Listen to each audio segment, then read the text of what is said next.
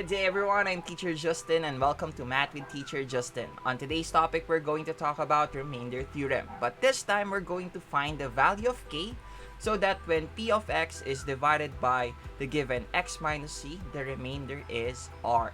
So let's have this example. We have p of x is equal to x raised to 3 minus 8x squared plus 3x plus k.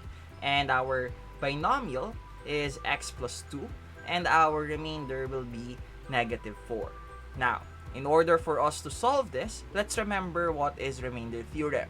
Remainder theorem states that if a polynomial p of x is divided by x minus c, then the remainder is equal to p of c. Now, let's use this statement, remainder is equal to p of c, and formulate our equation for this problem.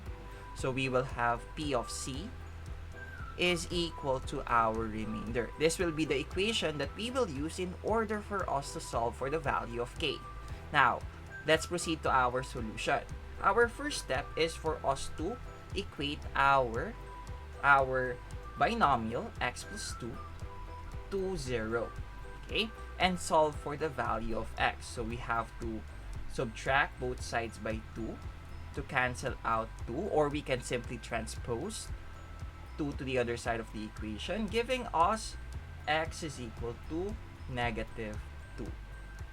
This will be the value of x that we will substitute to all variable x in our polynomial. Rewriting this equation, replacing our c by negative 2, our equation will be p of negative 2 is equal to the value of our remainder, and our remainder is negative 4. So we replace r by negative 4.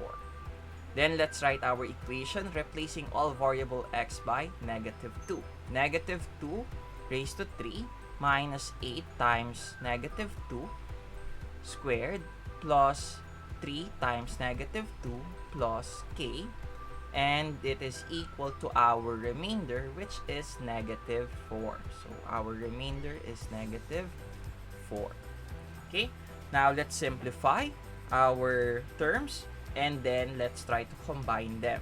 First, simplifying our terms. So we have here negative 2 raised to 3, so negative 2 times negative 2 times negative 2, that will give us negative 8 minus 8 times negative 2 raised to 2. So negative 2 times negative 2 is positive 4. Plus 3 times negative 2 plus k is equal to negative 4. Then let's simplify. We have negative 8. Negative 8 times 4, that is negative 32. Then 3 times negative 2, that is negative 6 plus k is equal to negative 4. Okay, then let's combine like terms. So we have negative 8 minus 32 minus 6. That will give us negative 46. Okay, so plus k is equal to negative 4. Then let's add both sides by 46 to transfer 46 to the other side of the equation. So plus 46 plus 46. Cancel, cancel.